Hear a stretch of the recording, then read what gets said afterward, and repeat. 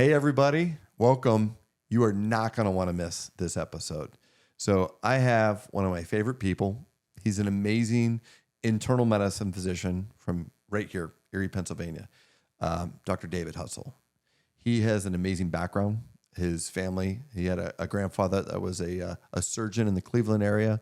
He spent a lot of his educational years in Cleveland, both at John Carroll and then at Case Western. Spent some time in the Navy as well. So very decorated career, amazing individual, professionally, personally.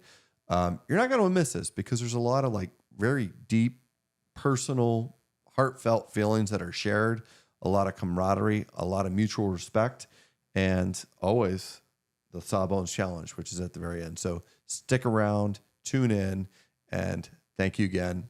We'll see you soon. All nurses to the nurses station.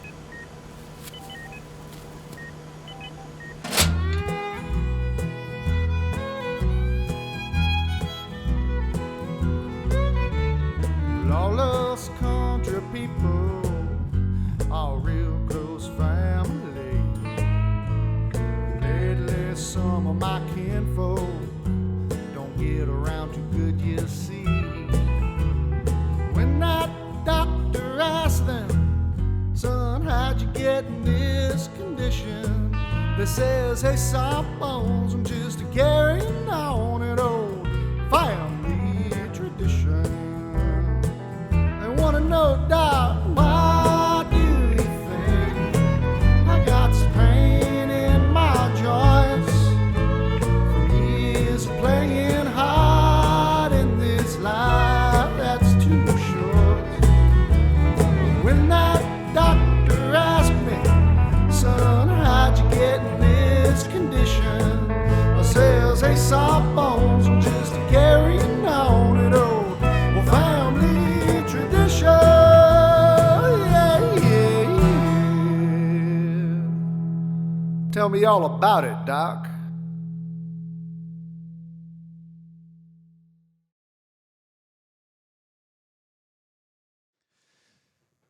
Hey, everybody. Welcome to Hey Sawbones, my story, my passion. I'm Dr. Ryan Molly, your host, orthopedic surgeon, cutter of bones, entrepreneur, businessman, and most importantly, husband and loving father of 3 young boys that are very, very busy. Today, I am super excited for our special guest. This is a gentleman that I've known for quite some time. If you are from the Erie, Pennsylvania area, he probably needs no introduction. He is extremely well known in the area. He's an amazing internal medicine physician. He works in Erie, Pennsylvania at UPMC, and he founded an internal medicine practice. I'm going to let him tell you a little bit more about that, but what a history. I mean, he graduated from John Carroll. He was there from 1988 through 1992. He then went on to medical school at Case Western Reserve in Cleveland, Ohio. Both of those were there. He then went on to the Navy, and he did his medical school internship, his internship and residency through the Navy, and then moved to Erie, Pennsylvania. And so without further ado, I'd like to welcome Dr. David Hutzel. So, Thanks. Dave, Yeah, thank you. Thanks for joining me. Yeah, appreciate it. Thank you. So as we always start these off, I love to hear, and my guests love to hear, about who you are, what you do, and how you got to where you are. Yeah.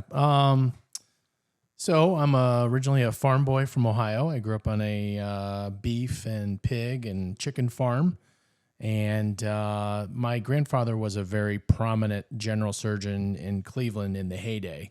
He was chief of staff at many major hospitals in Cleveland, such as St. Luke's, St. Vincent Charity, and he also worked for the railroad. So I have distinct memories of watching him operate on his Rottweilers when they would fight, not intentionally. And I remember as a young child going into the hospital and shadowing him a little bit, and just seeing how grateful his patients were. And as you mentioned, went to John Carroll, went to Case Western, and the Navy paid for medical school, which I'm very grateful. And I spent 2 years on an aircraft carrier, the George Washington, and was deployed to the Persian Gulf, and that was very exciting. It was difficult leaving my wife, but the most romantic and happy day of my life was seeing her on the pier with two little babies.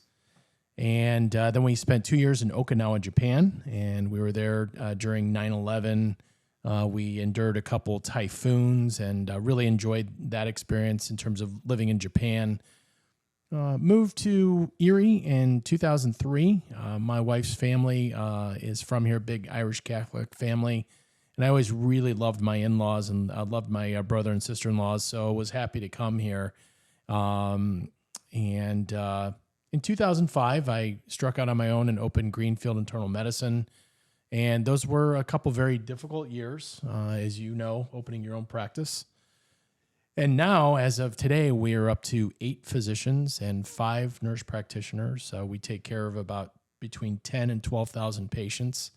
And I really like my partners. I really like my office manager, staff. Happily married for 29 years. I have 3 kids. They're all grown and gone, done with college, and they're all doing really well. One lives in California. One lives in Bath, England, and one lives in Pittsburgh, and she works for UPMC Presby. So that's kind of a snapshot overall, kind of who I am and how I got here. So one of the things I always ask my guests is kind of like first memory of me and my first memory of you. And I'll go first because I don't know if you remember this, but, and I know we've talked about this, so you probably remember from me bringing it up to you, but the first time that I think we ran back into each other was at a function at Kakwa, our mutual country club. Yep. And I believe it was maybe like a first communion or first reconciliation or something along those lines for one of our mutual friends. And I remember looking over and I said, "That's Dr. Hutzel." And I remember doing a rotation with you.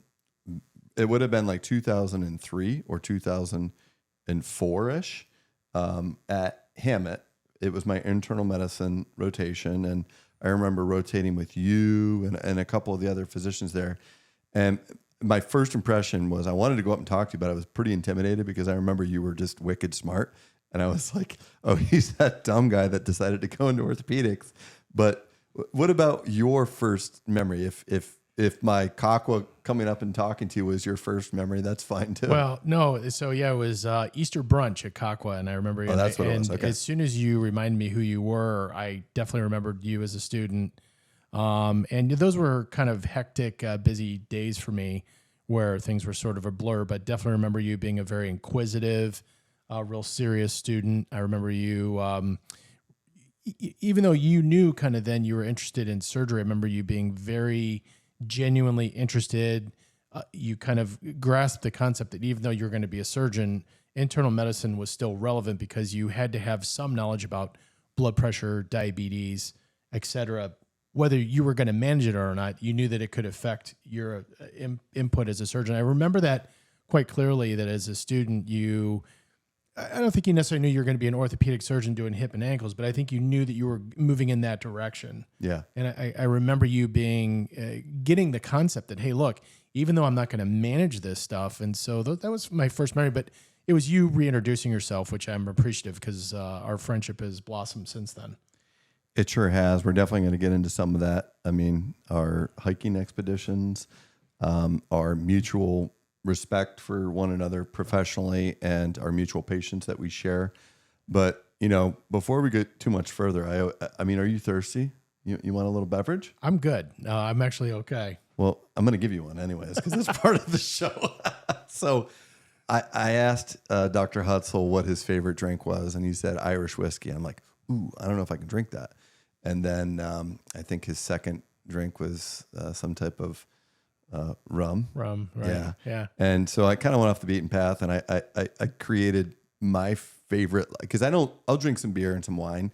I don't drink a lot of cocktails, but like there's one in particular that I love that I was introduced about 3 years ago. Okay. That I love to share with my close friends because it's special. So it's called a Vucare. Have you ever heard of that? I've heard the name, but I have no idea what it is. So it's kind of like a New Orleans French spin on a old fashioned. So it has your standard, bourbon in it. It also has cognac, so give it a little bit of sweeter taste. It has sweet vermouth. It has Benedictine, and then it has Luxardo cherries and just like an orange peel. And Sounds great. it's a fantastic drink. So we're gonna share that while we're telling stories and asking questions. Sounds good. You're all set there. Great. Yeah, we're good. And notice the glass. Wow. I'm impressed. Yeah, a little Aqua Club. That's great. So we're representing, celebrating our mutual country club, Aqua. Yeah. And Cheers. cheers, salute. Yep. Tell me what you think. Be honest.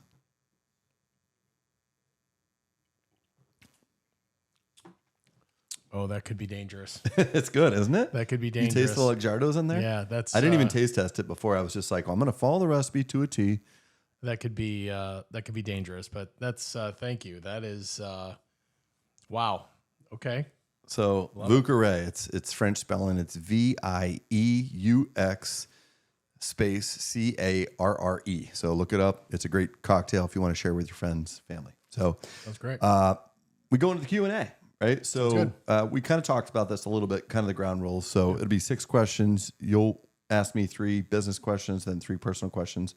The one thing I forgot to tell you, if there's a question that I ask you that you don't like, you're not comfortable with, you can veto it. You get 1 veto. Okay. But I also add that you're like episode 7 or 8, and not one person has vetoed one question. Okay, yet. so No pressure. The pressure's on. Okay, good. So fire away. Yeah. So personal question? Let's go business first. Business first. Okay. Business in the front, party in the back. So, obviously I know that you really enjoy what you do. What is your biggest non-surgical challenge of you running your practice? What's your biggest headache behind the scenes, making things run? Medically or just operationally? Kind of operationally. And that can include insurance, that could include staffing, that could include, the logistics of driving. Like, what is what's the thing you're like, if I could, because obviously you've done really well in the years, and you make it look easy. What keeps you up at night? Well, I can tell you first and foremost, it's not easy. Thank you for saying that I make it look easy, but I must have a good poker face, which I don't play poker. So I would say number one frustration, challenge, difficulty thing that if I could trade in tomorrow is just staffing, right? I love my staff. I love my team, but I will tell you that is by far and away the hardest thing. I think since COVID, the world has really changed. And I am a total optimist. Glass is always half full. I think a lot of what COVID taught us was that a lot of things can be done remotely, and we had to get creative. We had to think outside the box. But one of the negative things that occurred was I think COVID messed with a lot of people physically, but also mentally, emotionally. And, I talked about this actually on a previous episode where you get an entry-level position that opens up and you're bringing someone in. And 4 or 5 years ago, that position would have been paid X for that. And that was the industry standard, right? And 4 or 5 years later, plus one major global pandemic, that position now pays X plus this amount.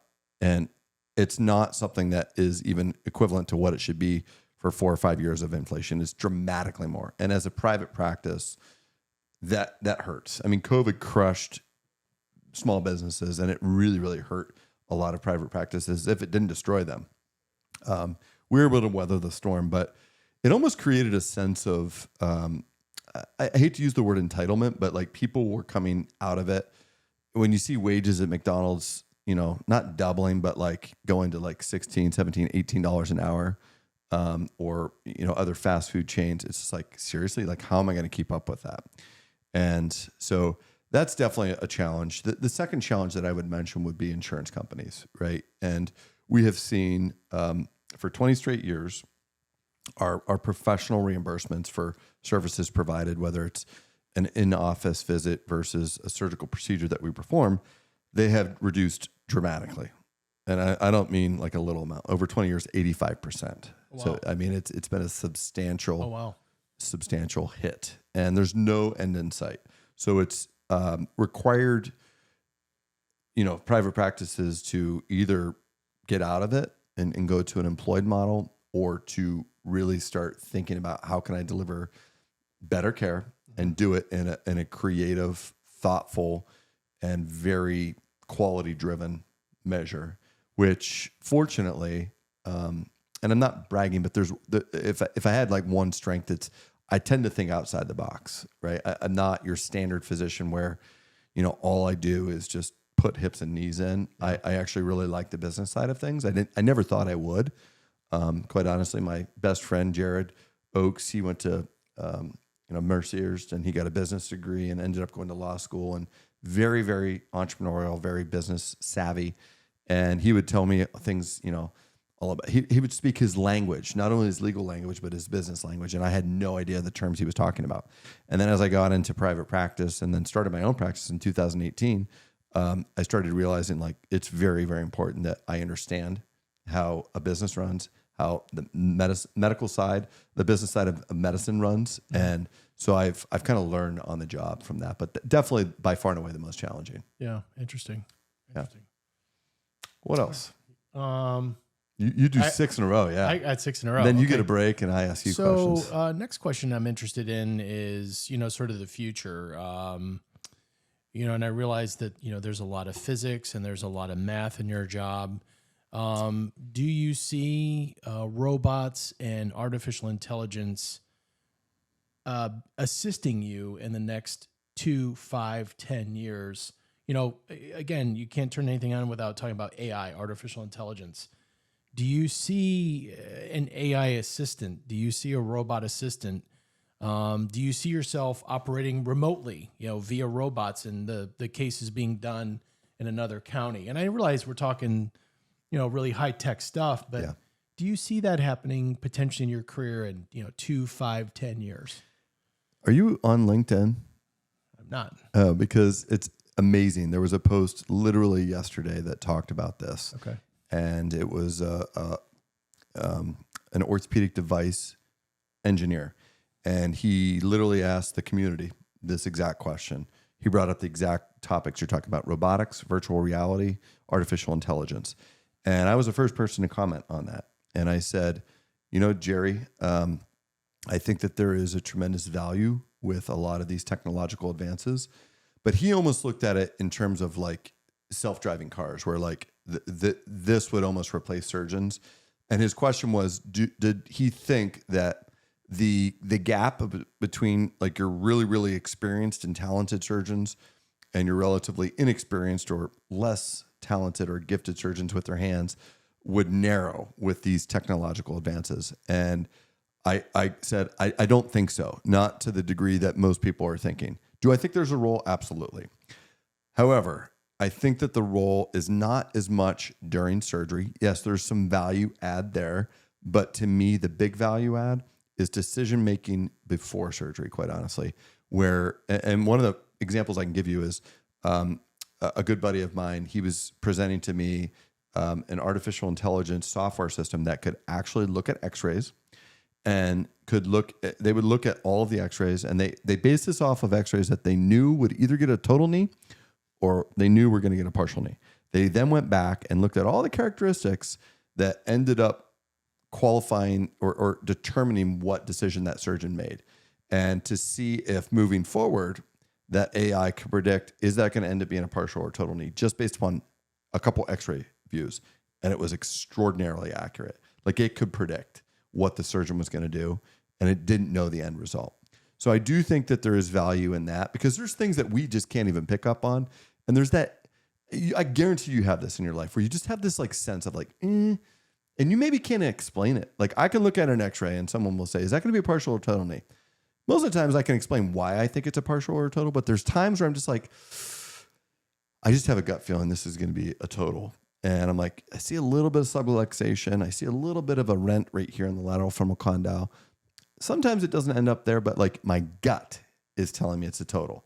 And this AI is really, really good. Not its gut, but it's actually very smart to pick up on things that we can't. In terms of like the surgical perspective though, I would 10 times out of 10 take the top 5% very extremely talented surgeon that has over 10,000 cases under their belt, experience, and extremely, extremely good hands. We're talking about the Michael Jordans, the Tom Brady's, the Derek Jeters of surgery, over the bottom 75% that had the best robots, the best AI, and the best VR in their hands, virtual reality.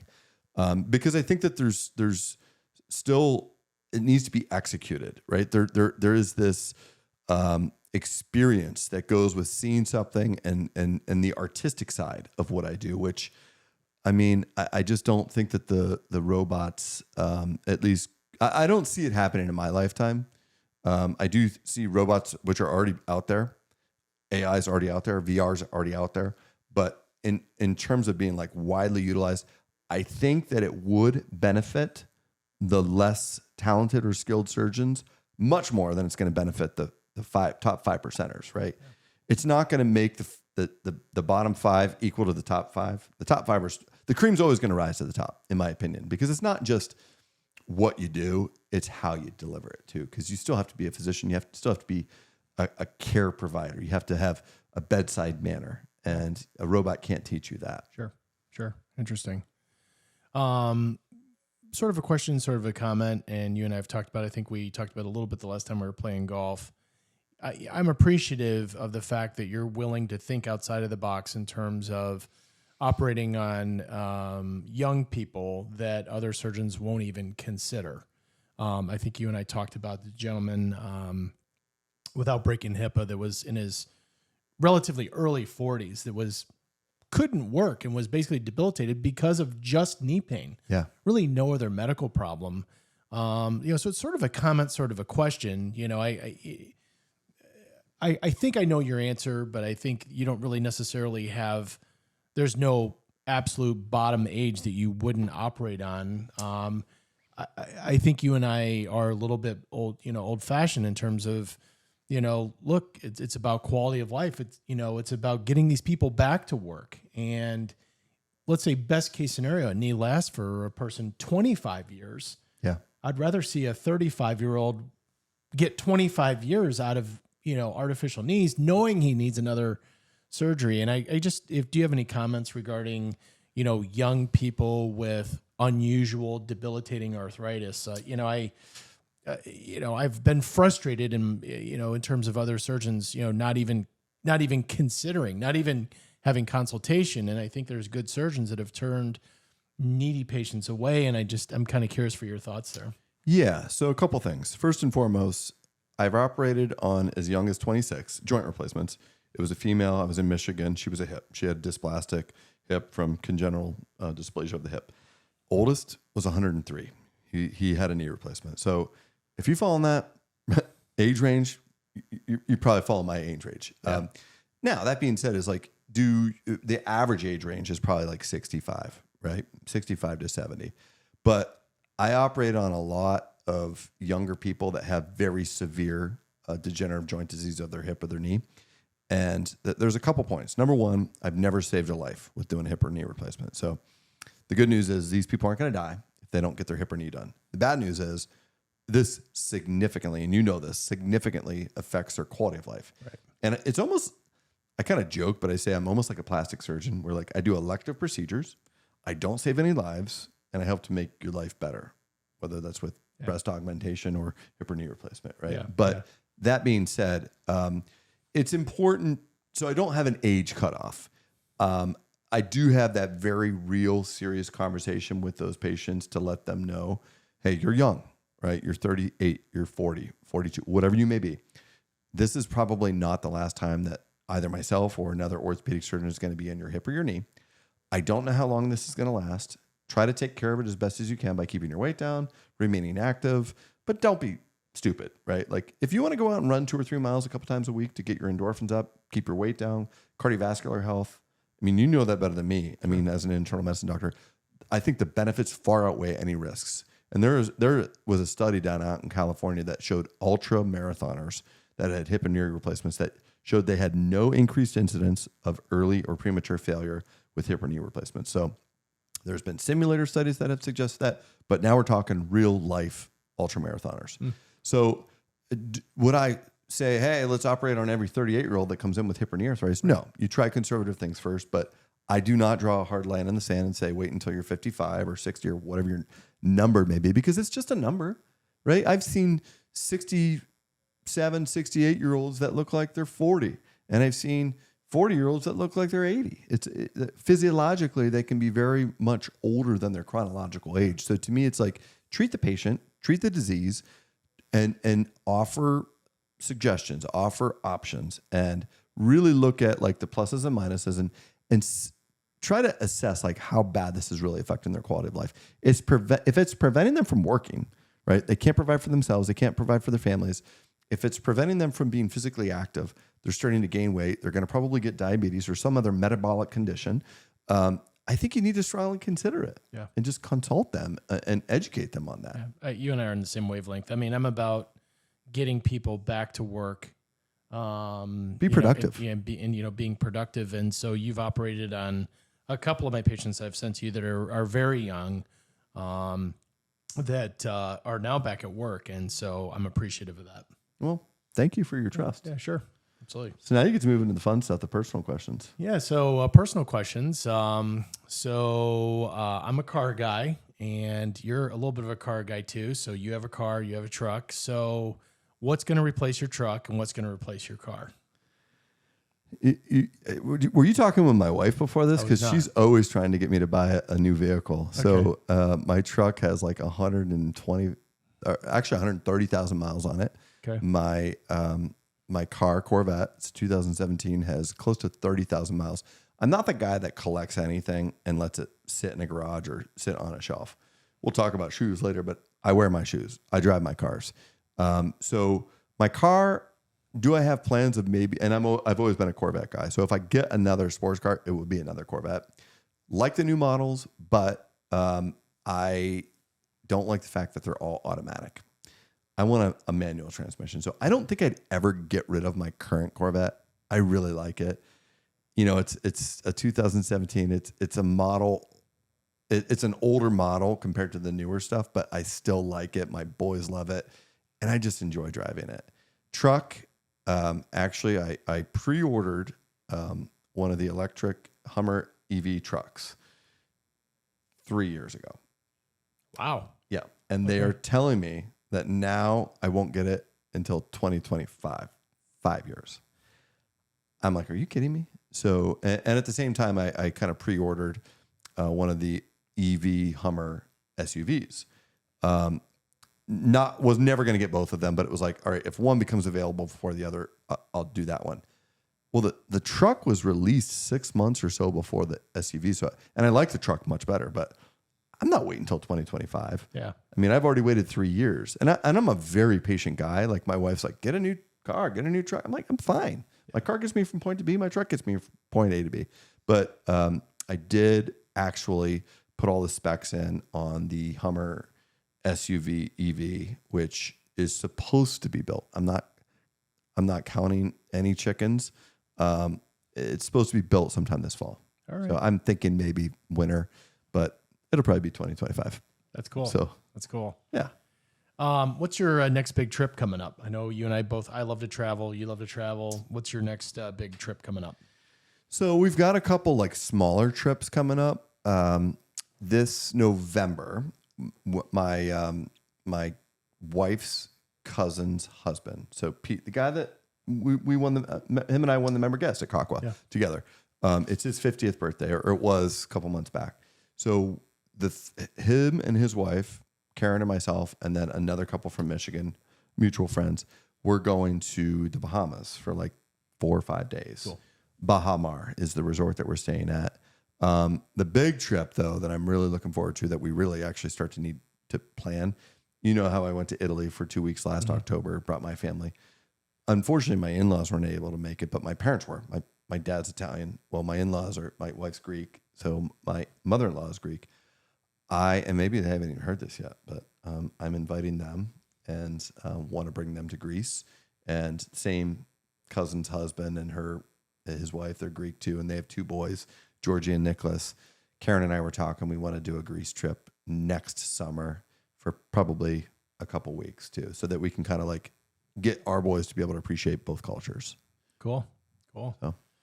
Last but not least, I've known you for a number of years. I didn't realize you were a Michael Jordan fan, and I see a lot of Jordan paraphernalia. I see you've actually even met him. There's a picture of you with Michael Jordan. That's magic. but Excuse me, Magic. Okay. I yeah, misspoke. it looks like him in that one photo. But I unfortunately I've never met Jordan, but Okay. I am a huge Jordan fan. Have you seen him play live? Have you ever been to a Bulls game? You know, I mean, obviously he's retired now, but I mean, Yeah, just curious. Did So you ever- 1993 October preseason game was played at the Pittsburgh Civic Arena. They had just won 3 consecutive championships. I literally took all the money that I had. 1993, I would have been like 14, almost 15 years old at the time, and I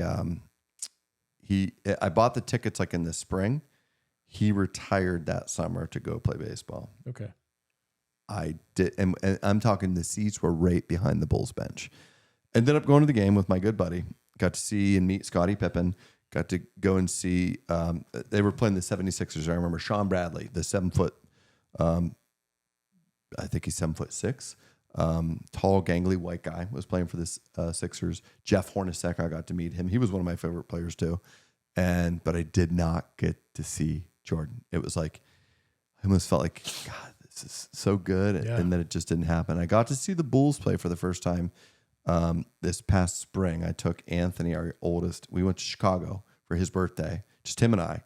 And we went to a Bulls game, and we went to a nice steak dinner, and we enjoyed everything. We got to see all the banners hanging up there. So I've yet to meet him. I mean, I'm watching the Last Dance over here on this TV. Yeah, you see Jordan's jersey right there. But and this guy, John Paxson, actually his son was one of the guys that I met when we were just out there this spring. So it's on my bucket list. All Michael, if you're listening, I wear Jordans all the time. Every single episode, I showcase another pair of Jordans. So let's get you on this. Let's get you on Hey Sawbones. Yeah, So, I think it'd be great.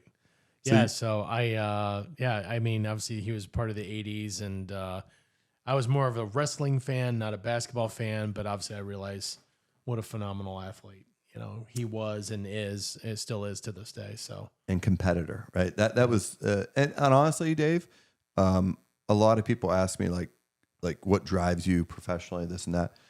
And it sounds like a little dorky, but it comes from my childhood. It's my parents, especially my dad, and it's Michael Jordan. It was just like never say never, like failure's not an option. yeah. And when you feel like you don't have any more, you just go out and you give everything you got. Yeah. Yeah. So That's cool. I love it. Love it. Ready to roll reverse? Ready to here? roll. Yep. So, all right, first business question. Yep. All right. It's going to be a little business, a little personal, but it's primarily business. So you're a Cleveland guy, right? You did your undergrad there. You did your med school there. Then you went and did some time with the Navy, your internship, your residency, and spent some time in Japan. You spent some time on a aircraft carrier, right? Yeah. So professionally, what would you say was the moment where you kind of knew that you wanted to do internal medicine? Was it, I mean, you knew that the Navy was going to pay for your education, right? Right. Did you know that, was it early in med school that you wanted to do internal medicine? Did you, because your So, grandfather was a surgeon, right? Yeah, so don't laugh too loud. So I went to Case Western, and the first 2 years of medical school, I said repeatedly, I'm going to be an orthopedic surgeon. And I kept doing orthopedic surgery rotations. And no offense, I found the cases to be very tedious, very boring. I wanted to scratch my nose. I couldn't. I was the guy. And so my very last rotation of my third year of med school was internal medicine. And so when I was on OBGYN or when I was on psychiatry, I was really sort of fascinated with a person's blood pressure and their diabetes. And I was really annoying to these general and orthopedic surgeons. Well, what about the blood sugar of 400? And they would look at me and sort of scoff and say, well, what about the sugar of 400? Just consult medicine. So my very last rotation was internal medicine, and the light bulbs went off. I did it at Metro Hospital in Cleveland. Absolutely, light bulbs went off. Everything clicked. I don't like taking care of sick children. I don't like taking care of pregnant women. Severely psychiatric patients are not my thing. No offense. I think standing in the OR for hours and hours is really boring. God bless you for doing that. And I know you think the same of me in terms of being in clinic, but so just the light bulbs went off, connecting with really interesting patients. Cleveland Metro Hospital was a wonderful hospital. as a medical student. There's such a busy hospital. They actually needed me as a student, to kind of fill in. So light bulbs just went off my third year. It was the last rotation I did. So That's what it is, right? Like I remember in med school, one of the very first like questions that we were posed, like day 1 or day 2, it was the first week for sure. They said, "Are you going to be a surgeon or are you going to be in medicine?" It was like black and white, right? And I was like, "What? Like, how do I know that right now?" And they're like, "No, seriously, you got to decide: are you surgery or are you medicine?" And because I didn't think initially that I was going to be a surgeon. That wasn't my goal. I wanted to be a primary care physician, and I wanted to do kind of sports medicine, non-operative, like Greg Coppola. Yeah. Do you know Greg? Yeah, that was my mentor that kind of convinced me to go to medical school, and that's what I wanted to do. I wanted to be a Greg Coppola. And then when I got into an operating room, unlike you, my light bulb went off, but it was for that purpose, right? I was like, "Holy crap! I can use power tools. I can use mallets. I can pound sharp metal objects into people's bone and improve their quality of life." It was just like, it was the same thing, but just opposite. Yeah. Yeah. So in terms of your military background, is that something that you had in your family? Is that something that was it kind of like, "Hey, they can pay for my school. I got to go do my time." Or did you have a sense of obligation like that? Because if there's one thing that I've always kind of not regretted, but like if I could, I do wish that I could have served and helped protect our country. And I'm very honored for people like yourself. Bill Spiros was one of my guests too. So Air Force Academy, your Navy. What was your influence on that? Well, so even as a young child, I've always been fascinated by World War II, World War I. I always was fascinated. I was a little kid. I remember, spending hours on, Time Life magazine books. So was always fascinated in military history. Don't laugh too loud when I say this, but a light bulb moment in my life was in 1984 when Top Gun, the movie, came out.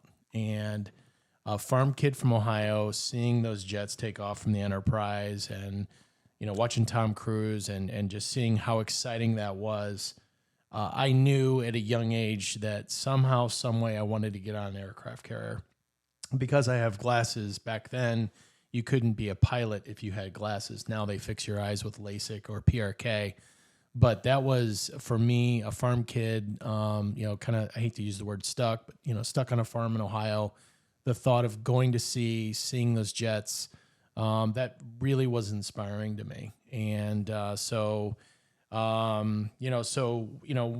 the wheels started turning and I kind of figured I wanted to go medical school, and I heard at John Carroll that the Navy had a scholarship, they're just, and again, I didn't have money to go to medical school. So again, light bulbs were going off. So I was laser focused on getting that Navy scholarship and, very grateful for that. So, so some of it was just out of a sense of duty, interest in history. But really, again, I know it sounds silly to be influenced that much by a movie, but it really influenced me as a kid. Just kind of like, you. That's no different than me being influenced by Michael Jordan. Yeah, right? And so, it's funny that you mentioned that movie because Matt Zim, ophthalmologist, I kind of think of him as like my equivalent on the ophthalmology world. Like he practices very much the same. He's very business oriented, very entrepreneurial. He's an amazing surgeon, but he also was very highly influenced by Top Gun and really considered going to the Naval Academy. Yeah.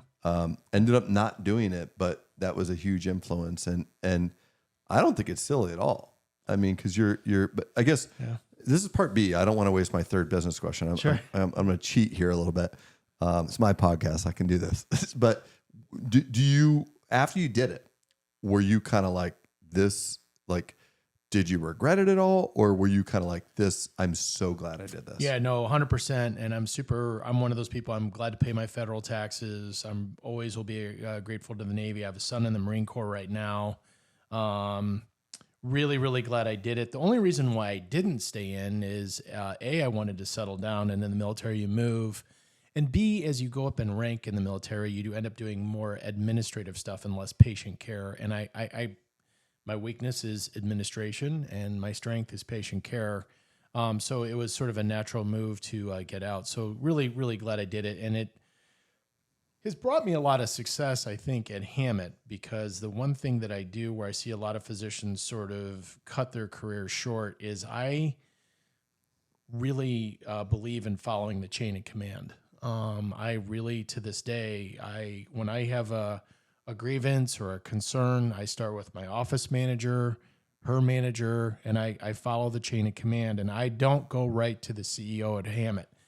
And I've seen physicians that have had gripes, and I'm not saying their gripes were illegitimate, but bypass the entire chain of command and go right to the CEO or right to the COO and really sort of upset the kettle cart. Yeah. And so I'm sort of grateful that the military taught me that lesson about, following the chain of command, both up and down, so, It's there for a reason, right? it's there for a reason. And so, again, I think that, without getting too far, I really enjoy working for UPMC, but it is very much hierarchical. And, I try hard to follow, that hierarchy in terms of going up and going down, whether I have concerns, so I think that was a lesson that really was very helpful to me when I was in the military. That's a great point. Yeah. I mean, and I think that's probably very influenced by your military background. I think so. Yeah, Right? it really was. Yeah, I had a medical officer, a chief medical officer on the aircraft carrier that was, great guy. His name is Michael Krentz. He was a trauma doc out of Ben Taub, out of Texas, flight surgeon. He did airstrikes over Bosnia, and he enforced and demanded respect and following the chain of command. Great guy, had a good sense of humor, but you really felt his presence when he was in the room. And, so, and I tried to carry that over to Hammett and be respectful of the people that, quite frankly, are my bosses. And I think that has worked out well. Not being a brown nose, not trying to be a suck up, but showing respect, saying thank you, By giving respect, you oftentimes receive respect too. Exactly. Is what I found. So It's again, like it's a mutual thing. Not that I'm trying to get favors or anything like that, but it's just, and I think that's worked well for me. Yeah. So my last business question, and it's kind of similar to what you asked me too about like hardest part or least favorite part, but if you don't mind, and obviously we're not going to talk about like any patient identifying stuff, respecting HIPAA. And this is probably a hard question because you've been doing medicine for decades. Can you share with me either a specific example of a patient interaction or just one of the most challenging interactions you've had with patients or staff in your career? Yeah. And then on the flip side, one of the most gratifying experiences with one of your patients or one of your staff in your career? Yeah, hands down, the hardest thing that I see in my job is stubborn, foolish, arrogant, elderly patients that refuse to leave their home and to go into assisted living or to receive the care that's being provided by their family because, quote unquote, they don't want to bother anybody. And so these are my patients who I love, but they end up invariably on the floor. They end up seeing the orthopedic surgeon with broken hips, closed head injuries, falling down the stairs. I had a patient that the house burned down and they burned down in it. So I'm super frustrated when I see elderly patients that stubbornly, cling to their home that they've lived in for 55 years, and I don't want anybody to help me, and they sort of refuse to accept help. Very challenging because invariably their kids live out of town. Invariably, they end up at the bottom of the stairs. Invariably, they end up, quite bitter. Mm-hmm. That is probably one of my least favorite things that I see, and I see it frequently, unfortunately, in my office, and it's really sad and really disheartening because you know how the story is going to end. How about the flip side? Yeah, the flip side is, the one thing I love about primary care is, you really become ingrained in these people's lives. Their spouses, their kids. Sometimes you've been to their weddings, you've been to their cookouts. And, so when you can, sort of see them through the different challenges in their life, whether it's through, them dealing with cancer losing one of their spouses or even their own deaths, so I'm always very touched whenever I see my name mentioned in people's obituaries in the newspaper, people taking the time to thank me for helping them, with their death or with the dying process. So really, becoming enmeshed with these people, really loving these people and caring for these people and really becoming part of their families and very much part of their lives. And, so over the years, I've said to patients, and I think I'm going to do this. I often will say to patients, look, I want you to do what I'm telling you to do because I want you to come to my retirement party, which is in about 10 years. And I've actually thought about throwing a massive retirement party at the convention center when I retire. And I'm going to invite All your patients? all my patients. Can I come? Well, you're one of my patients. Exactly. And, and I'm going to do it right. I'm going to get a one or two bands. I'm going to cater it and I'm going to throw a massive bash. Because right now, I've got 2,500, 3,500 patients. And, I honestly think in the last 1 or 2 years of my career, I'm going to be having pre-printed, invitations I'm going to be giving to people. And, and that's fun. That's a great feeling to kind of, to know that. And, to be able to celebrate that. Cause I can say this, you are my physician. As a physician, we tend to be bad patients. And it took my wife many years of prodding for me to even get a physician. Yeah. And I went almost a decade with never going to the doctor, right? Never having a checkup, never having my blood drawn, never having this, never having that. And I'm not saying I'm the best at this point, but like, yeah, pretty good. Definitely better than average. Number one, I have a tremendous amount of respect for you. Professionally, personally, you're an amazing physician. You do an amazing job. And the thing I love about you most is when I'm with you in that exam room, you're with me. And I feel like I'm the only person, right? Try to. Like you're extraordinarily genuine. You're focused. You're not thinking about this person or that person. You're dialed in. You and I have a friendship outside of that, but like, I just have this feeling because I have a lot of mutual patients and they all feel the same way as I do. Is like, them.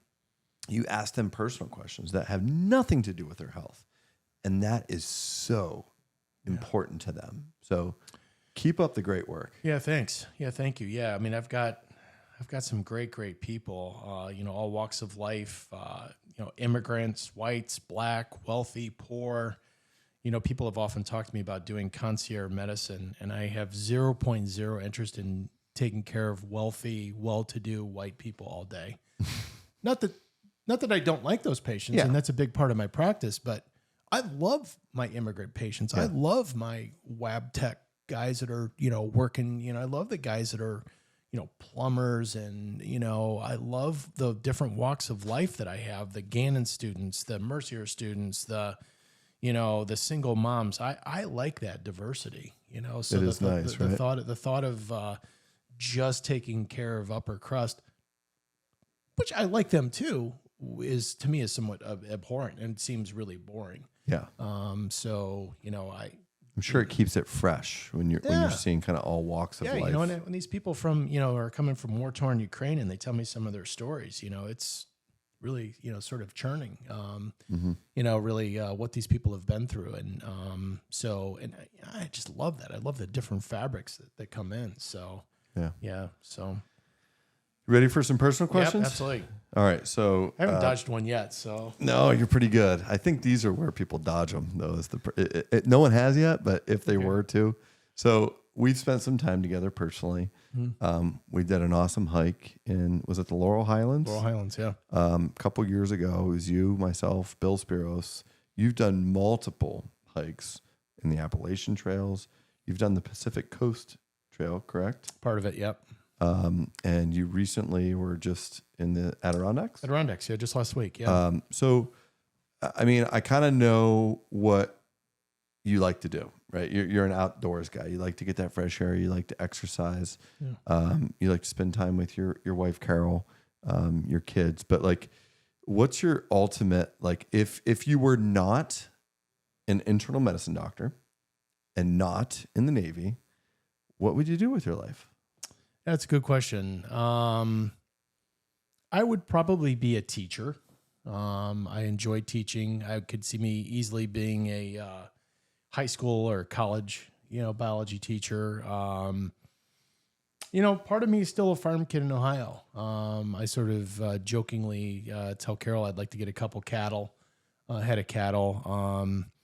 So I think I could see my life, having a small beef farm and being a high school or small college biology professor. I think if I wasn't doing this, I really do love being outdoors. That's where I think I'm happiest. I really thrive. So, Is the beef cattle farm like an unrealistic dream, or is that something that you're serious about maybe someday doing? Yeah, someday doing. Yeah. So, for example, we're going to be potentially buying a gig and second home in Ocala, Florida, which is a horse cattle part of Florida. And they have situations down there where I'm going to use the word commune, and that's not the right word, where basically you work on these cattle farms and you can reap some of the profits in terms of some of the beef, some of the grains, some of the vegetables, et cetera.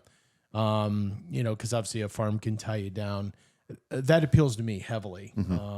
So I want to travel with Carol. I want to retire, and so I don't want to get tied down too much with cattle. But if I could work on a farm and I could be a laborer on a farm and be part of that, that would be highly appealing to me. So did you know I grew up on a beef farm? I did not know that. Yeah, down in Townville, Pennsylvania. So at any one point, I mean, it was a hobby farm. Like my dad was a teacher in Meadville. My mom was a beautician. She had her shop in our parents' house for over 50 years. Just retired a couple years ago when she got a shoulder injury, but she's in her mid 70s, right? Mm-hmm. But we had anywhere between maybe 15 to 20 head of beef cattle. And quite honestly, it was like at the time I was like, oh, I got to go out to the barn in the morning or in the evenings and, shovel manure, bed the cows, feed the cows. In the summer, had to do hay, had to fix the fence, had to weed eat around the fence. My parents heated their house with wood, but like, my goodness, how much I like value that experience now. And like, I feel a little bad for my boys that they don't have a similar. It's always been a worry of mine that like maybe they would be a little too coddled.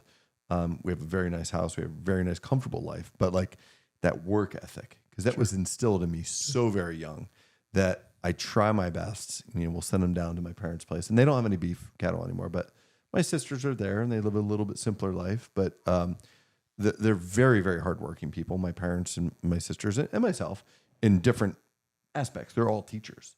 So I love that the fact that you mentioned teaching and farming, because that resonates very deeply with me. All three of my sisters are teachers in some respect. My dad was a teacher for 31 years in Meadville. Karen is a teacher. My aunts were teachers. My uncles, teachers. Friends were teachers. No one was in medicine. So yeah, it's near and dear to my heart too. Yeah, good. I love it. Yeah, no, I think, you and I both work hard. I mean, you get up at 4:30 in the morning. I'm up at 5:30. Some of that, I think, goes back to my childhood, and people often say, geez, Dave, why do you work so hard? Or how do you work so hard? You don't know anything. That just comes from my upbringing. Yeah. And how do you weather the storm? Well, whether the weather's bad or good, the cattle need to be fed. Yeah. And whether you feel good or not, whether you have a temperature of 102 or not, the cattle need to be fed. So I think that sort of resonates with me in terms of, I've worked just this February. I slipped on some stairs and I broke 2 ribs. I was at work the next day. It was a long day. It was a miserable day. I couldn't wait to go home. But you don't miss work, do you? I'm not going to miss work. You know what I mean? And, how many times in your career have you missed work? Yeah, so I had a lumbar laminectomy with a fusion on my 50th birthday, and I was actually given 6 weeks off, and that was 6 fabulous weeks with my wife. But that was it. And I very rarely, you could count on less than 3 fingers days that I've missed because of illness or injury. Those 6 weeks off it was pretty cool. Our slowest time of the year is January because people have co-pays, et cetera. Yeah. So my surgery was December 17th. So the 6 weeks it worked out well. Recover a little bit through the holidays. New Year's. Yeah. January is always the slowest month. So my partners didn't get hammered too much with my patients. It was perfect. And actually, I really, really enjoyed that time with my wife. Just 6 weeks alone with her because our kids are all grown and gone. Again, without getting too far off the subject, but I really believe in a strong work ethic, getting up, nose to the grindstone, good days, bad, whether you got a stuffy nose or not. I'm going to be there. You plug away. Yeah. I'm same thing. 2 days in about 18 or 19 years. And one was an abscess I had in a tooth, and I was like septic, and Karen made me go, and it rightfully so. I was on call that night. And the second one was I was doing a knee replacement. This is probably 6 or 7 years ago. And I was lifting a very heavy leg, and I like literally pulled my back. Thankfully, it was nothing serious, but could not move. And I was like, oh! And I had to cancel my next day's surgeries. Was only out 1 day with that, and came back to. Fortunately, that was my last day in the OR. Had clinic for the rest of the week. Was able to get on some steroids, and just kind of tough it through. But yeah, same thing. You do what you got to do because these people rely on you. Yeah, absolutely. Right. So, all right. Next personal question. Sure. Have I asked one or two so far? Two. Okay. That's okay. So final one. Yep. If you had to say there was one person, and maybe it can be two, that influenced you in your life more than anybody else to become the man that you are, the physician that you are, the husband that you are, the father that you are, and the friend that you are, who would that be? Oh boy, that's a tough question because I've had a number of really, really great influences. So I had a really great uncle, Seymour Reefman. He was an oral surgeon in Cleveland and a very prominent oral surgeon, uncle of mine. And when I began at John Carroll, I was not a good high school student. I was into wrestling. I was into girls. I had low GPA. We had to pull strings for me even to get into John Carroll. And I had met him, Uncle Seymour said, what are you thinking about doing? I'm thinking, maybe I'm going to make it to nursing school, maybe PT school. And he said that's fantastic. He's like, but if you tried just a little bit harder, and just give one semester, no girls, no drinking, no football games, just one semester, do the best you can. Maybe you could go to medical school. So I took his advice in that first semester at John Carroll. I really crushed it and made the dean's list. So that was like the first person that sort of really believed in me that, that look, you're a bright kid. You can have a bright future. And John Carroll has a wonderful pre-med program where basically they give you a checklist. And if you achieve this checklist, they sort of pick up the phone and call the medical school you want to go to. So that was a big turning point in my life. I will say that, really I really enjoyed Case Western for medical school. I had some great influences in the Navy. Hardworking, smart, dedicated. So I'm going to use a number here, and I hope I don't offend people out there, but a neurosurgeon in the Navy is going to make about $130,000. So you had surgeons, highly skilled surgeons in the military there because of the love of the Navy, the love of medicine, not to make money. Mm-hmm. Not that 130,000 isn't a lot of money, so I hope I'm not offending people out there saying just 130. But relatively speaking, to the civilian world, we're talking about potentially 1/10 what they make. And so those type of influences in the military were, very key for me. I mean, these were guys that were, well-trained orthopedic surgeons that, specifically, they wanted to operate on Navy SEALs. They wanted to operate on fighter pilots. They wanted to operate on guys that were driving ships. That was very influential to me, teaching me the lesson of like, don't worry about the money, just do a good job, be a good physician.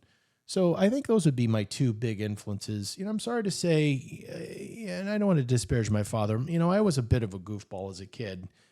And, my father was a bit surprised when I told him I was going to medical school. He sort of guffawed, really? You're thinking about going to medical school? You're kind of a wacko, And so although he was a loving father and a good man, he definitely was not the guy that was sort of encouraging me. So I've had a couple really great influences since then. So awesome. Yeah. Well, I love hearing stories. Yeah. I love it. And it's when you think you know somebody fairly well, and we spent some time together, not a ton of time, but like I've learned so much just in this hour that we've been chatting. And my respect for you, again, personally and professionally, has grown by leaps and bounds just because hearing this and like what makes you tick, right? That's honestly why I started this podcast, was to share my story of what makes me tick personally and professionally, but to share other people that I really, really appreciate, really, really value, what makes them tick and what has made them successful, so that we can hopefully influence the next generation, whether it's, my children, the next generation's children, to, reach for the stars, right? Work hard, be dedicated, be diligent, have grit, have determination. And really the sky's the limit. I truly believe. And if you find the right path, find the right mentors, and put your mind to it, you can really do whatever you kind of want to do. I agree. I know it sounds cliche. You can do whatever you want to do, but I agree. Really, I'm sure that there's cold, wet, rainy February mornings where you probably are not too excited about driving an hour and 25 minutes to your surgery center. And there's cold, wet, rainy, March mornings where I'd really like to stay home and just stay in bed. But it's about getting up, facing the day, strapping on, and doing the right thing for our patients, and really, and then the words we reap from that in terms of being able to, take trips to Greece, take care of our family, send our kids to college. That's a secondary benefit, but I'm with you. I'm about grit. I'm about determination. I'm about honesty. I'm about integrity. I'm about, providing the best care I can for my patients. I want to make mistakes, address them, and, try to do better. So. Love you, brother. Yeah, so you too. Before we go to the next section, you just reminded me of a story that I want to tell. Bill Spiros, you're going to love this story. So, and I told this to you on the golf course last time we played. So Dave is an avid hiker, and he invited us to go to the Laurel Highlands Trail a couple years ago, and we're going to do, was it a 3 night? 3 nights, yep. Hike. And I was super excited because I always wanted to do this. It was kind of like getting away, unplugging, no cell phone, guys' time, campfires, sweating during the day, getting some miles in, pushing your body to limits. Both Bill and I were kind of doing some keto stuff at that time, so depriving ourselves of stuff that we enjoyed, carbohydrates. And, I think it was like day one, and we show up and we're like all excited and we're hiking, and we've all got our hiking shoes on. And this is going to actually segue into the next segment here with the what we call the 7th inning Sawbones shoe stretch. But it wasn't even, we didn't even make day 2, and Bill was in his hiking boots, and literally the soles fell off of both of his shoes on day 1. And he's like, well, I got duct tape. And he's like, I'm fine. And they were like flapping off the front part of his toes and everything. And he duct taped the soles back on and had no traction or tread. And literally his shoes just blew out after that. And he kind of like said, it's time to retire these shoes. And fortunately he brought some tennis shoes to wear. And he literally only brought these for like when we get to the campsite, like campfires. I think I brought sandals for that time. I did not have a backup pair of like hiking or tennis shoes. I just had my hiking shoes, and he wears these tennis shoes, but like he hung his shoes over the overpass. Was that Interstate 80?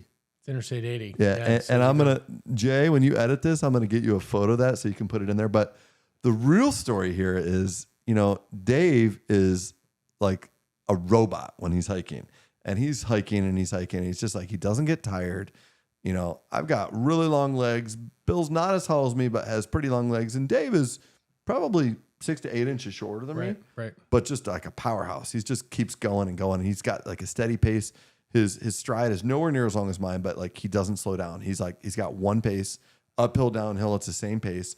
And it wasn't day 1. I think it was day 2.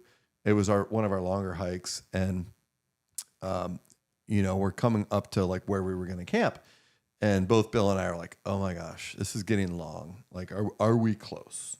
And Dave's like, yep, we're pretty close. I think he was just trying to motivate us to not quit. And I mean, every 10th of a mile, we're asking him for like 30 tenths of a mile. And then we finally get to the turnoff to go to our camp.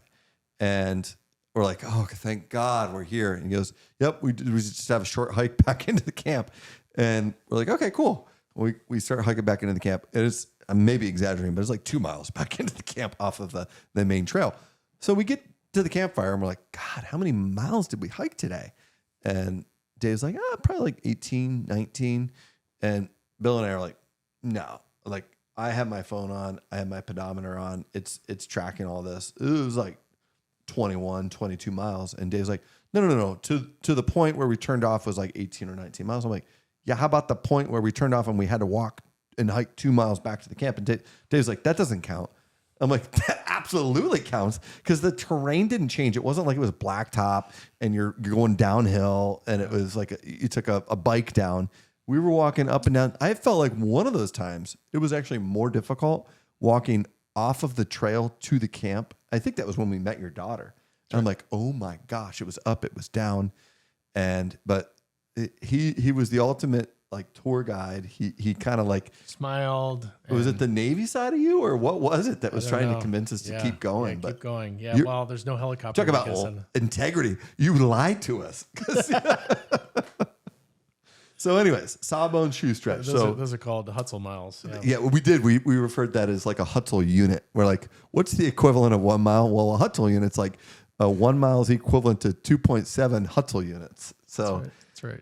Sawbone shoe stretch. Yeah. I ask all my guests to kind of bring or wear some of their favorite shoes or a pair of shoes that has like meaning or a story to them. So what are you wearing here? Yeah. So these are some hiking shoes. So I wore these. We hiked Mount Algonquin last week and Mount Cascade. And, I've had a variety of different hobbies over the years. I've been a scuba diver. I raced motorcycles, shooting guns. I've just picked up golf. Truth be told, I was not in a good spot in 2014, 2015. I think Carol and I weren't getting along real well. We're sending kids off to college.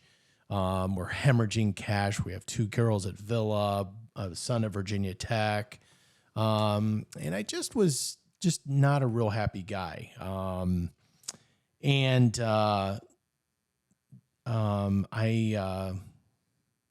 had heard about hiking on the Appalachian Trail. And in September of 2015, I started at the Delaware Water Gap. That's the New Jersey-Pennsylvania border. And I just assumed that in 6 days, I was going to hike from there to Harrisburg. I assumed that everybody hiked 25 to 30 miles a day. Were those like my miles or your miles? My miles.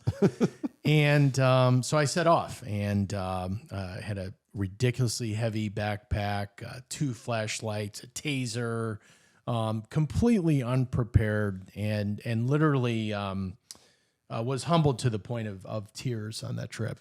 My feet were split open. I ran out of water. At one point in time, I'm siphoning water out of a mud puddle. I very much relied on the kindness and generosity of strangers. Just a very humbling trip. Didn't make it anywhere near Harrisburg. It just basically was. It was a very difficult, hard hike, but was filled with memories. Was filled with kindness from other people. Were you alone? I was. Wow. And truth be told, it was a time where my marriage wasn't great. It just wasn't for a variety of reasons. And coming home, I live on Lord Road in Fairview. My wife stopped the car in the middle of the road, demanded that I get out of the car, and embraced me in this, very tender, very loving embrace in the middle of Lord Road. And if you know my wife, who is a fantastic woman, she's a very private woman and is not into public display of affection. And that was a turning point in our marriage. And just to come home and to be able to have water without effort and food and a clean bed and it sort of really saved my life. It sort of recentered me in terms of realizing how blessed I was, that I needed to be a bit more grateful for my wife, my children, my home, water, food, health, things that I was taking for granted. And so I sort of fell in love with the Appalachian Trail, fell in love with the beauty and the challenge of hiking, and in terms of like even that hike that you and I did on Laurel Highlands, how it was only 3 days, but it really was difficult. I mean, we were all really, really tired. I mean, I remember that lunch that we had afterwards. And so hiking for me is sort of a purification process. It's mentally, spiritually, physically, sort of a purification process. You know, just being up in the Adirondacks last week and hiking Mount Algonquin, you know, realizing, look, I'm vulnerable. It's cold, it's windy, there's boulders all over, there's moose, there's bear. You know, so for me, these long, arduous hikes, I find them to be very recentering. So I'm wearing my hiking shoes in honor of what hiking has done for me. And I think it has, you know, I don't want to be melodramatic, but I believe it has, you know, saved my marriage. It has kind of sort of just made me sort of, you know, grateful to God, grateful for the blessings I have. And I think that those hardships for me that I experience when I'm hiking, you know, really have been good. So I've done now 9 different hikes in the Appalachian Trail and have explored other trails like the Pacific Coast Trail, the Adirondacks. I'm going to be doing some of that. And I plan on returning. We were in Letchworth State Park. And so I'm just going to continue that. I just find that that's good for me to sleep on the ground, filter water, struggle a little bit. I know that I hope that makes sense to people, but to me, it's been good for me. You know, here I am driving my BMW over here, and you and I are, you know, a Kakwa Club, and you know, all these wonderful things at our fingertips. But I think you and I both realize that that can be taken away in an instant, and we realize that we have to work for it, and we need to be grateful, as I think you are and I am. And so these hiking shoes sort of remind me of, you know, where I've been and, you know, how grateful I am for my wife, my home, my health, my career. You know, again, simple things like water and food, things that, you know, people in our country, quite frankly, struggle for. And I'm very grateful. So the hiking shoes are sort of the starting point of the whole thing. That was powerful. And that was awesome. Yeah, thanks. And way more than anyone has ever shared with the 7th inning shoe stretch or probably any other part of this podcast. Yeah. So thank you for being vulnerable, sure, for being open, for being honest. Thank you for inviting me on that hike several years ago. Unfortunately, our schedules haven't aligned the past couple of years, but I want to do one of those with you we will. again. Because and we got to get sparrows too. Yeah, I mean, it was that for me too. And I'm a huge nature guy. We're actually going down to Hocking Hills in a couple of weeks for 3 nights. We're going to do, have you ever been down there? I have, yeah. It's a beautiful area. I was last there 12 years ago when Anthony was 6 months old. Karen and I, first kid. We were doing my fellowship in Columbus, and we went and we hiked. And I remember I had the baby Bjorn on, and he was on the front, and then he was on the back. And when I took it off, I mean, it was a dead of summer. It was like July. Took it off. I am soaked from him. And I still see these photos that are beautiful. And so we're going to take all 3 of the boys there now. That's great. And we rented a log cabin. We're just getting back to the roots, back to nature. We're going to do campfires. We're going to do cookouts. I'm with you. I love nature. I love recentering. I love, because we live a very, very privileged, very comfortable lifestyle.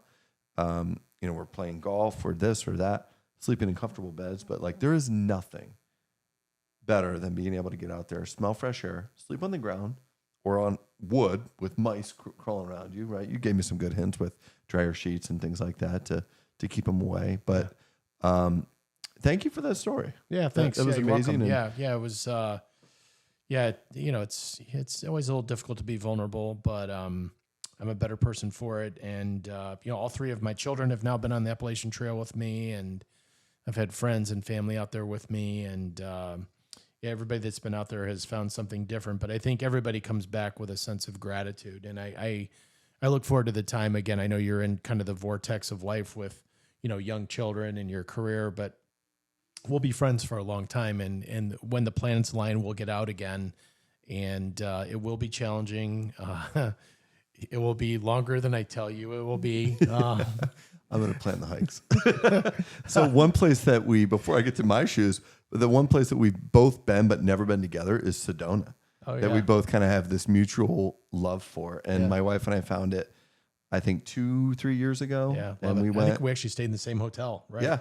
Yeah. And my wife and I, we've been there 3 times. We've taken the boys twice.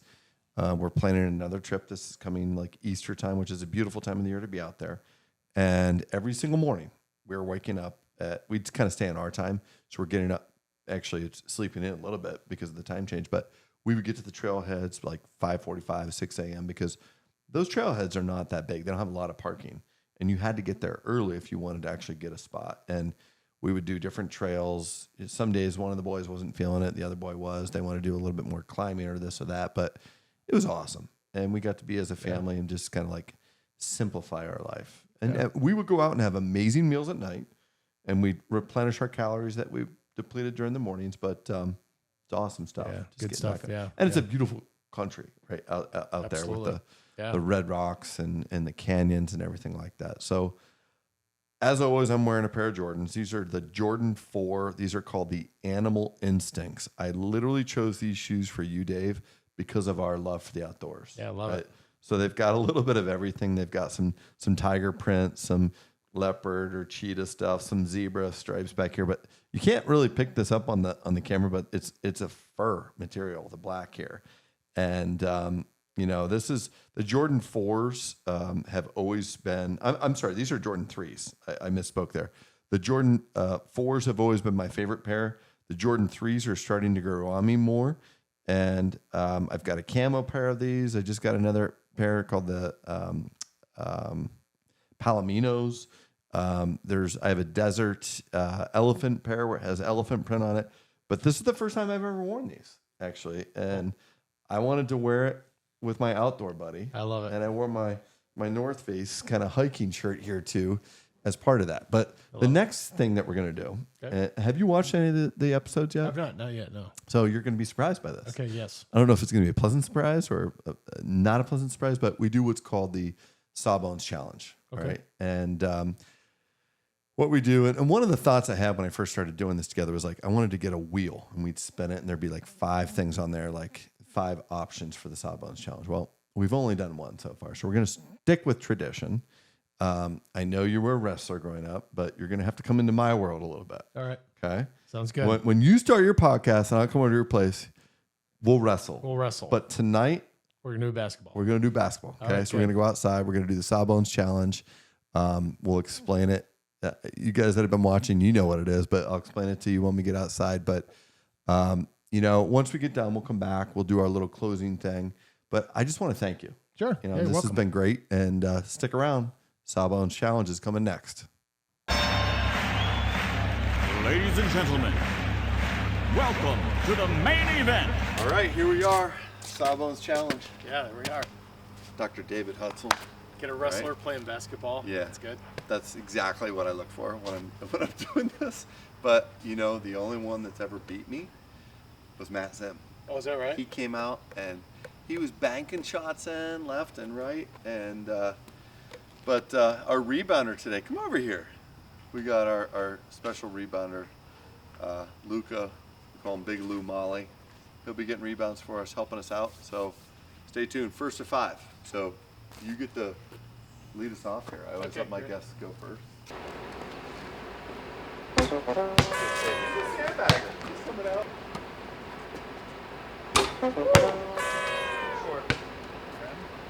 There it is. There it is! Another doctor coming in and banking shots in. We're getting some merchandise for our if you win the Sawbones Challenge. It's alright. Pretty close. Give me some coaching. It's good. It's good. Really good baseball players on.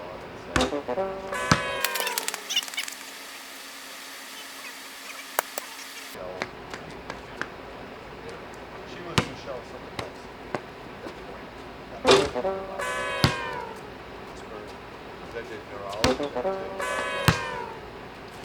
I like neuro. That was very good. Yeah. Oh. This is ugly, folks. 1-1. I was talking to Joe. Win? You only made 1 shot. You gotta make 5. but it was. Oh my God. I had to be there an hour before. Extraordinary. Like, extraordinary. All right, here we go. Now we're getting dialed in a little bit. Woo! All right, just gotta take some focus. Recorded. They always started at 6:30. Uh-oh, 2-2. I like it. 2-2. Oh no! Come on, Luke. He just left about 2 years ago.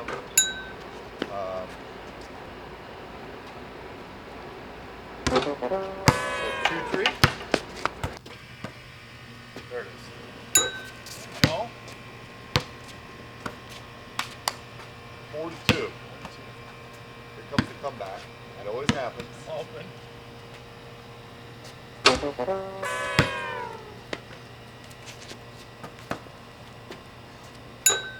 Woo! Nice job. Good job. That's great. Yeah. So Still got it. Sawbones Challenge. Thank you, Welcome. Dr. Hutzel. thank you. A special thank you to our rebounder, Luca, Lou Molly. Give him a flex. Come on, flex for the camera. No, you're not going to do it? All right. Let me make it short. Thanks again, guys. Stay tuned. See you All right, soon. so hey everybody, thank you for tuning in again. I mean, we're here after the Sawbones Challenge.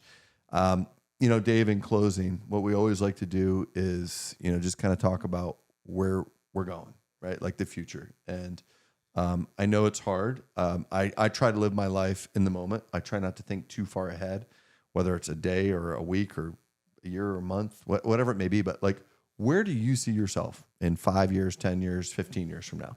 Yeah, so 5 years from now, I imagine one or more of my kids will be married. I hope we have grandchildren, but I will always stay in Fairview. I think we'll have a second home somewhere.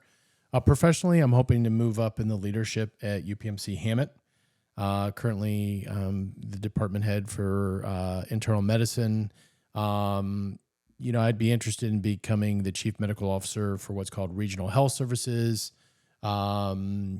Moving into more of a little bit more of a leadership role, not necessarily administrative, but a little bit more of a leadership role. I think Greenfield Internal Medicine, that's the office I work in, is very successful. And, you know, can I share that success with other offices?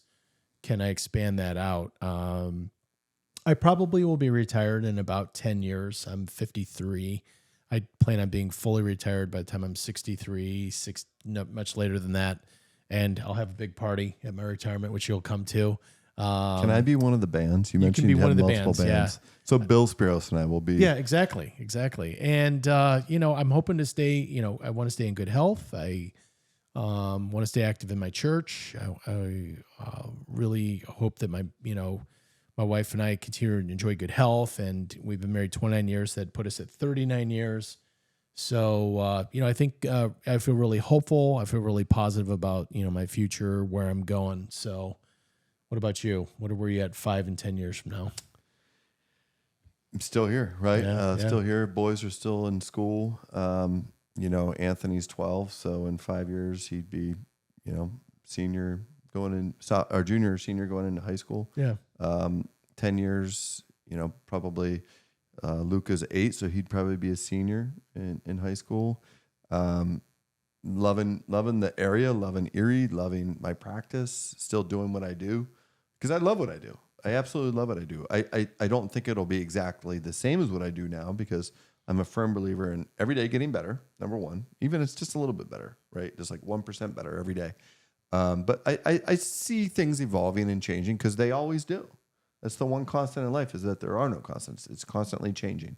And for me, it's always trying to make it better and improve the experience for my patients. So trying to improve the experience for my hip and knee replacement patients, growing the practice, continuing to be what I consider the region's best orthopedic practice, and really delivering upon that experience professionally. But then Karen and I, you know, we're going to be getting ready to be empty nesters in 10 years. So Yeah.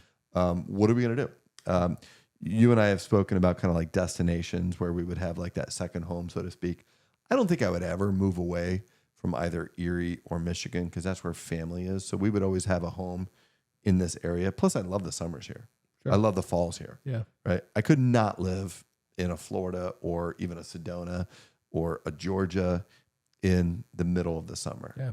Right. I want to be here. Yeah. And then in the not so desirable months when there's that white stuff out there, find a place. I love Europe. I love Italy. I've been to Italy probably 7 or 8 times. That's where my family is from, at least on my dad's side.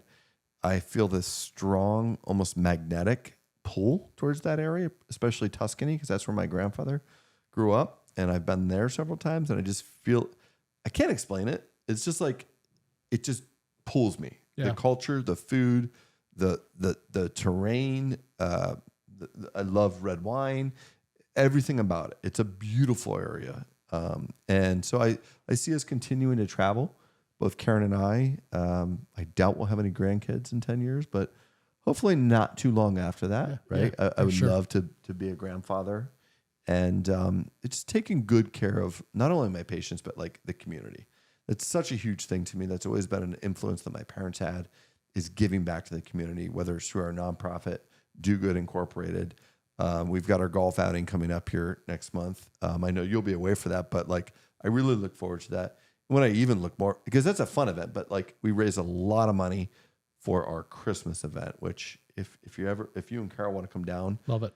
and just volunteer, it is one of the most amazing experiences I've ever had. This will be our 4th annual, where we give away tons of food and gifts and stocking stuffers and family gift baskets to families. We've fed over 300 families each year for 3 consecutive years, and done all, we gave away bikes. We've given away over 24 bicycles to families. And so it's just like that, giving back, because we are so fortunate. Yeah. So, but Dave, I just want to thank you. This has been You're a welcome. really, You're welcome. really fun, You're welcome. pleasurable Thank you for hour having me. and a half. Yeah, thank you. And stay tuned. I just want to thank you guys for all of your comments, all of your suggestions. I ask you to subscribe to our YouTube channel. Send us any questions you have. Send us any requests that you have in terms of like things you'd like to see, questions you may have. I know Ty Witoski had a question the other night. We've got another question coming up here, probably next episode from Sydney. So anyways, thank you again, and stay tuned because we've got the next week's guest kind of teaser trailer coming up. But thank you very much. Hey, Sawbones, Dr. Ryan Molly, Dr. David Hutzel. Have a great night. Take care. Without further ado, I'd like to introduce and welcome Mr. Anthony Santoro. Thank you for What's up, having me. buddy? How are you? Appreciate it. Yeah. I'm from the inner city of Syracuse, so baseball wasn't always the most popular sport. A lot of my buddies played, or not so much buddies, but a lot of the guys that I was around that were in the neighborhood played football and basketball and things of that nature. And baseball was introduced to me at a very early age by my father, who never really played a ton of sports growing up. He came from an immigrant family. They came over from Sicily. All roads lead back to Erie. Yeah, well, I can say the same thing with myself because all roads do end up leading back to Erie, and it's kind of amazing that I was able to get my wife to come here from Metro Detroit. So, well, I can tell you, I've already learned so much just in this first little segment. So, we always, at this point, we kind of do a beverage break. So we did it a little differently today because we kind of broke tradition. We actually came out of the gates with beverages. So for the viewers out there, it's a little later than normal. So I'm off this week. I'm on vacation. I'm normally in bed by like 8:30, 9 o'clock at the latest. Opposite schedules. Anthony was at the bomb shelter training kids until 10 p.m. tonight. He didn't get here until probably 10:20ish. Yeah. Ready to turn the tables? Ready to roll. Let's go. Okay. Jay, edit this out. We're going to take a quick break because he's out of his drink. So we can't go the rest of this without that. Honestly, I sit here. I still don't know how everything happened. That month, we had 1 month to build the facility out. We got 1 month. I believe it was 1 month free rent. Thanks, Drew. And we Thank had you, Drew. basically 30 days to build this place out. And